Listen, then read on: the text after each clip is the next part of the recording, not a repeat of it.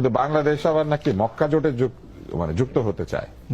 আমাদের নিজেদের সক্ষমতা আছে যুদ্ধ করা, আরেকজনকে সাহায্য করবো না? তা না। কেমন মাদারচুত হইলে, কেমন দেশদ্রোহী হইলে দেশ একটা শক্তির দিকে ধাপিত হচ্ছে, দেশ নিজের পায়ে দাঁড়ানোর চেষ্টা করতেছে, আর এইসব দেখে অট্ট হাসি হাসতেছে এইসব মাদার চোখ দেশদ্রোহী। এইসব চামচার বাচ্চারা শুধু সারা জীবন ভারতের গোলামি করে যাবে, এটাই তাদের মূল লক্ষ্য, এটাই তাদের দেশ চালানোর চাবিকাঠি।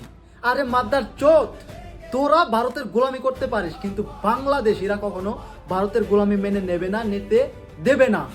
যেমন হাসিনা ভারতের দাসীবান্দি, সে ভারতের কাছে দেশ বিক্রি করে দেওয়ার চেষ্টা করছিল, কিন্তু বাংলাদেশের মানুষ তাকেই ভারতে প্রেরণ করে দিয়েছে। এখন এই বর্তমান বাংলাদেশে, এই স্বাধীন বাংলাদেশে কোনো ভারতীয় দালালের জায়গা হবে না। এটা মাথায় রাখিস চান্দি ছিলা তুষারের বাচ্চা, ভারতীয় দালালের বাচ্চা, ভারতীয় এজেন্টের বাচ্চা। দেশ নিজের পায়ে দাঁড়াবে, দেশ নিজের গতিতে চলবে, অন্য কোনো দেশের দালালিতে নয়।